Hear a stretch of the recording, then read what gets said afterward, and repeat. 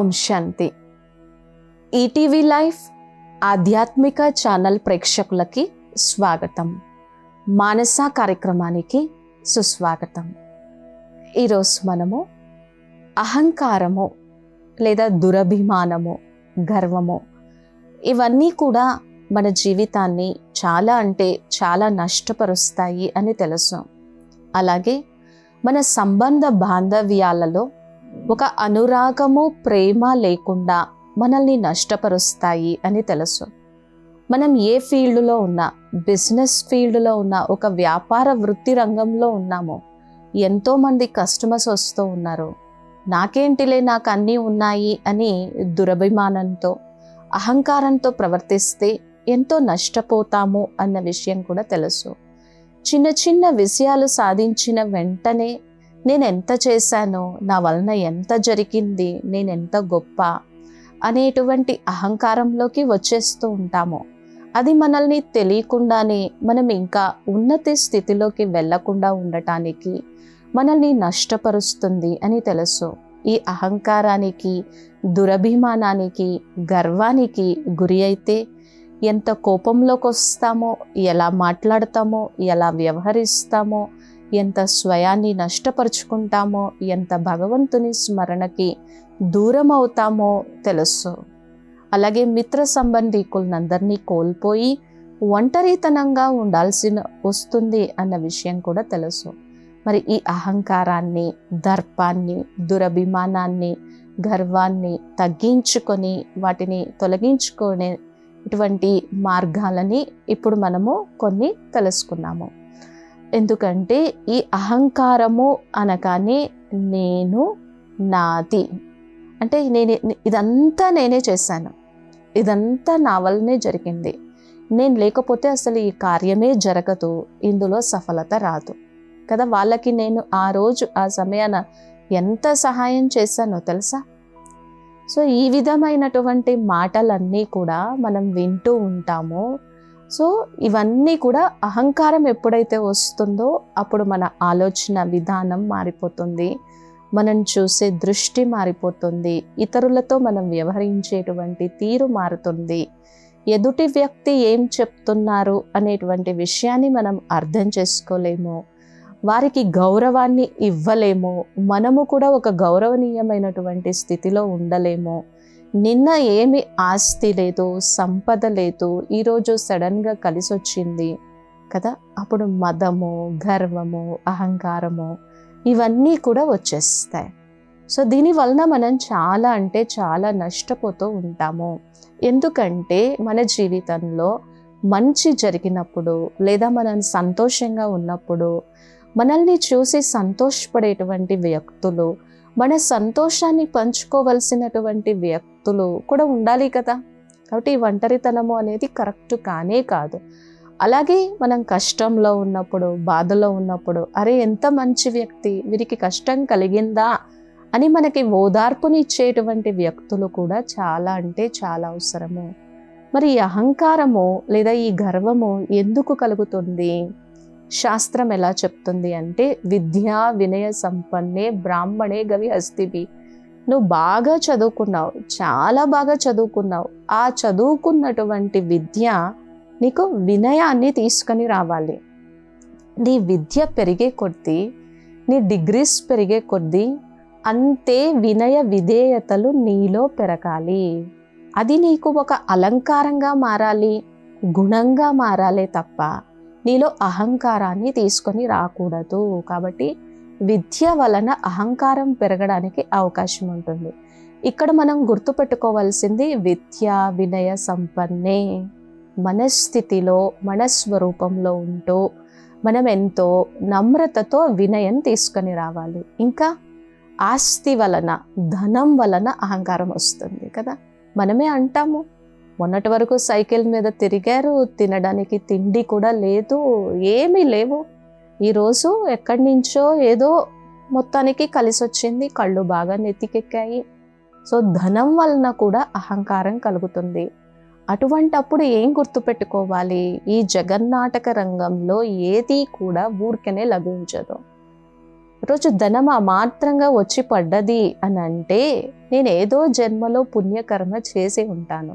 దాని యొక్క ఫలితాన్ని నాకు ఈరోజు భగవంతుడు ఇప్పుడు ఇలా ప్రసాదిస్తూ ఉన్నారు. నేను ఏ పుణ్యకర్మ నిరహంకారిగా అయి చేసి వచ్చానో దాన్నే నేను మళ్ళీ తిరిగి కంటిన్యూషన్ చెయ్యాలే తప్ప వీటి మీద ఫోకస్ పెట్టి అహంకారంలోకి నేను రాకూడదు అనేటువంటి ఒక శ్రేష్ఠ భావనని మనం మనస్సులో కానీ పెట్టుకోకపోయినట్లయితే అహంకారానికి గురి అవుతాం. కాబట్టి విద్య వలన కలుగుతుంది, ధనము లేదా సంపద లేదా ఆస్తుల వలన కలుగుతుంది. ఇంకొక అహంకారం దేని వలన కలుగుతుంది అంటే అజ్ఞానము వలన కలుగుతుంది.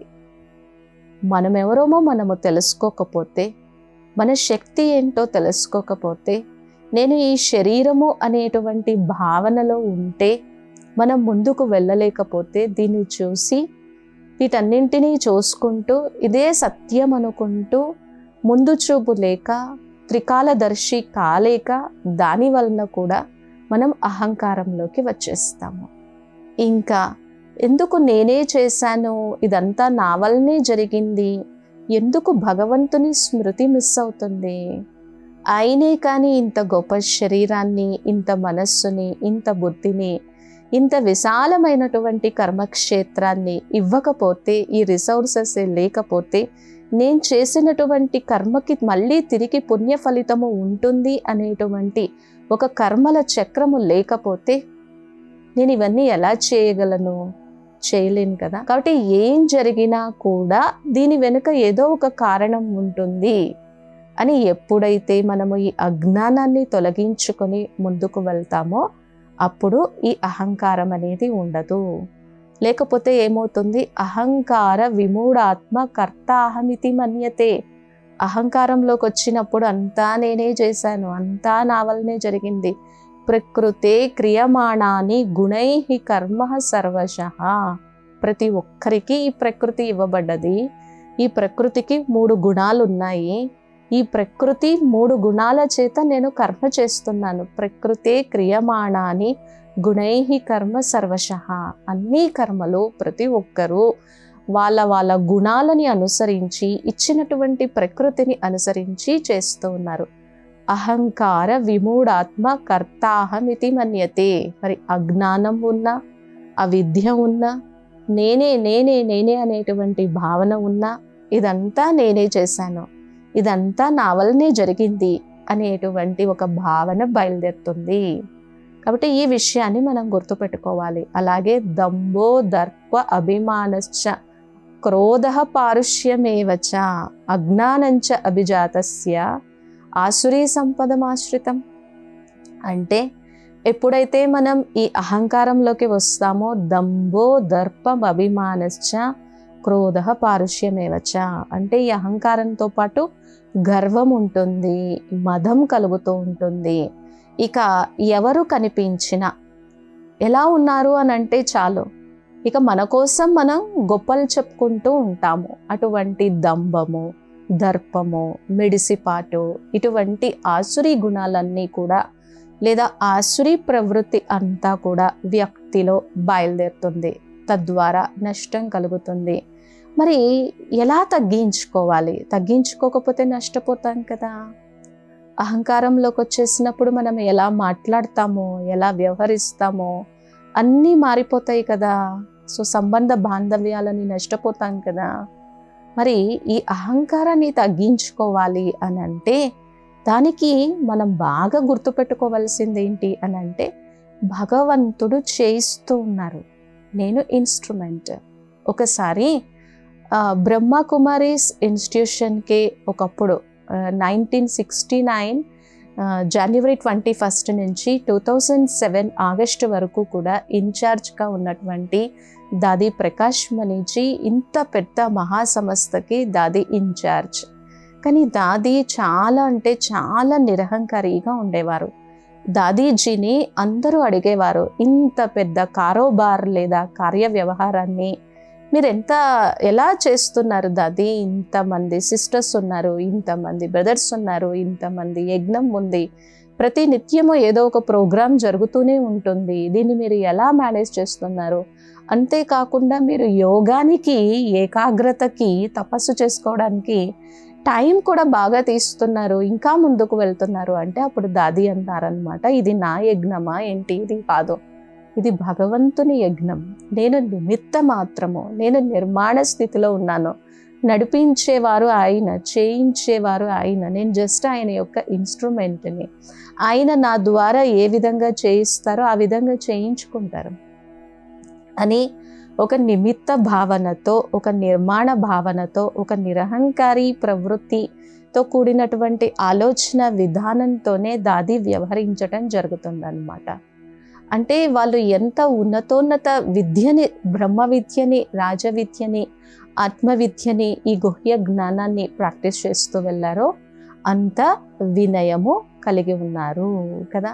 మనము కొంతమంది వ్యక్తుల్ని చూస్తూ ఉంటాము, వాళ్ళ యొక్క బ్యాక్గ్రౌండ్ బాగలేకపోయినప్పటికీ, వాళ్ళు ఎంతో కష్టంలో ఉన్నప్పటికీ, దుఃఖంలో ఉన్నప్పటికీ, వాటన్నింటి నుంచి బయటపడి వాళ్ళ యొక్క బ్యాక్గ్రౌండ్ గుర్తు చేసుకోకుండా ఉన్నతమైనటువంటి శిఖరాలని అధిరోహించినటువంటి వాళ్ళని చూస్తూ ఉంటాం కదా. సో అలాగే ఇక్కడ మన దగ్గర ఉన్నటువంటి సంపద కానీ, విద్య కానీ, ఇవన్నీ ఒక సరి అయిన మార్గంలో ఉపయోగించబడకపోతే లేనిపోని అహంకారానికి, దంభం, దర్పానికి, గర్వానికి వశీభూతము అవ్వాల్సి ఉంటుంది కదా. మనకి మహాభారతంలో చూపిస్తారు, ఒకవైపు పంచ పాండవులు, ఇంకొక వైపు దుర్యోధన, దుశ్శాసన.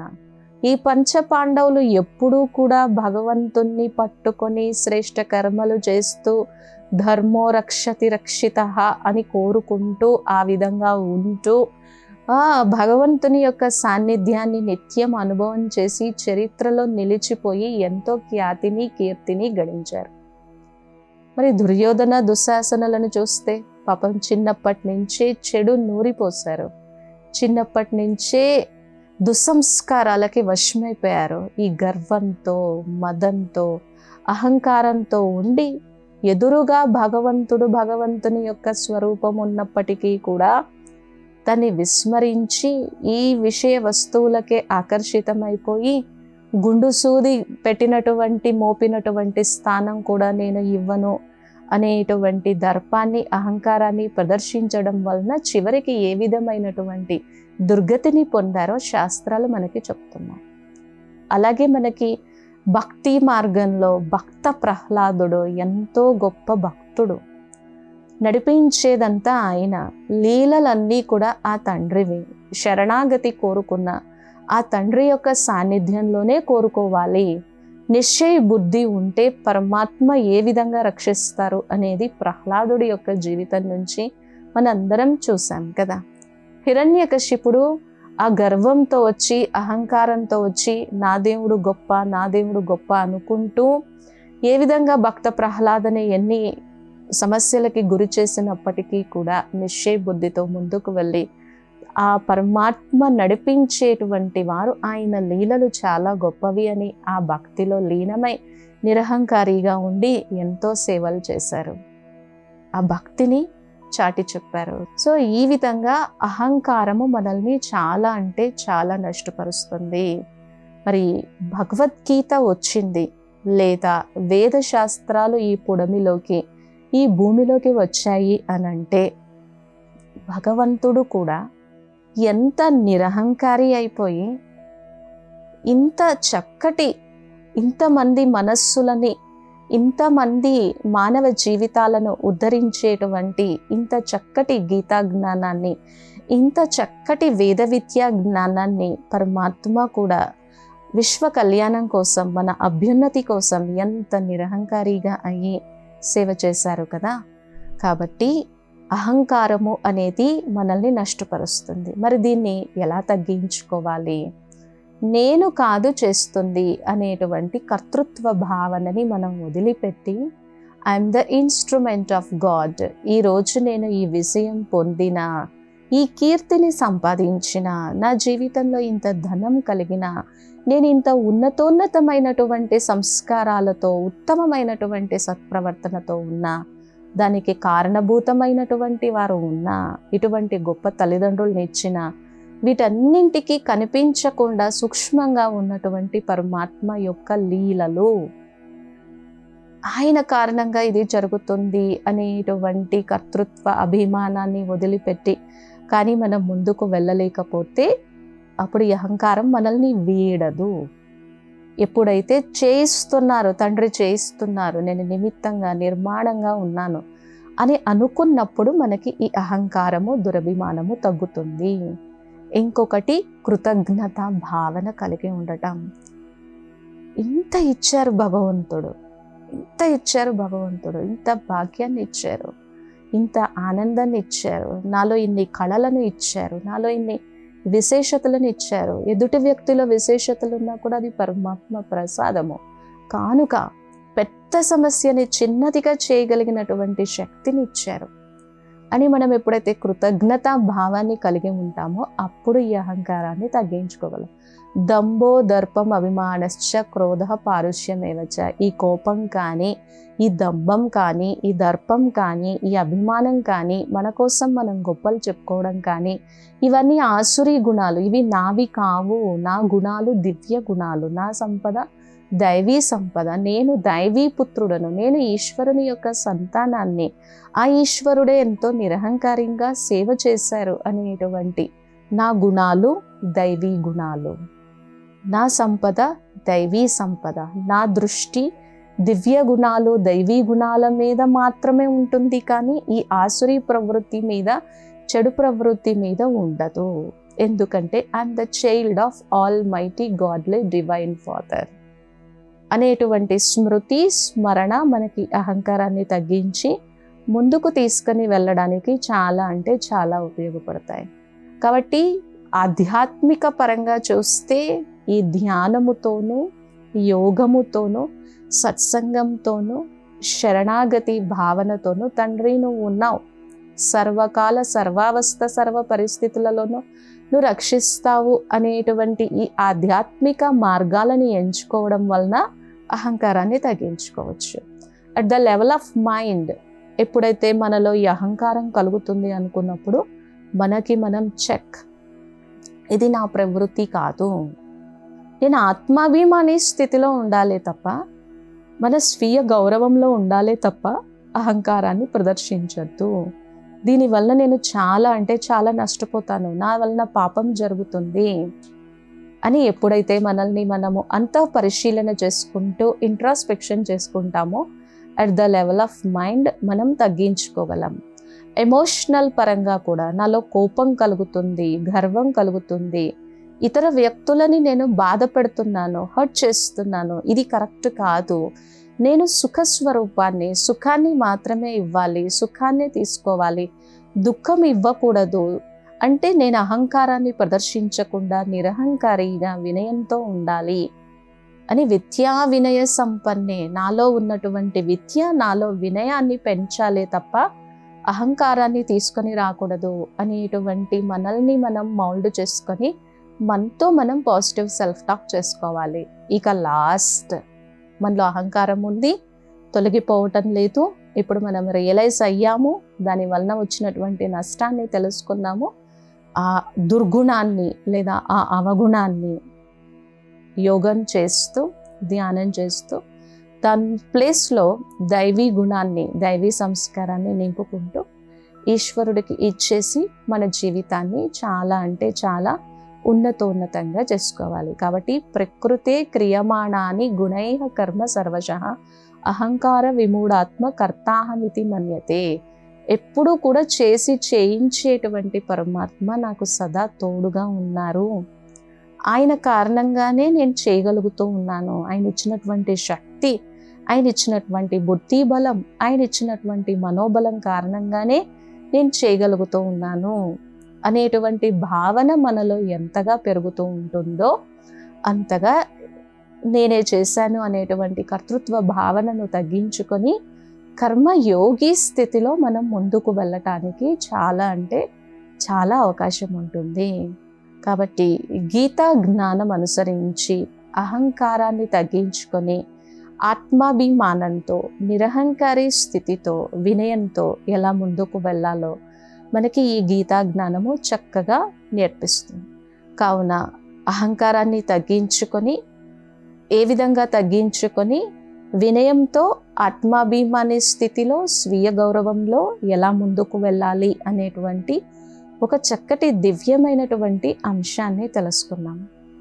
మరొక చక్కటి దివ్యమైనటువంటి అంశంతో తర్వాత ఎపిసోడ్లో కలుద్దాము.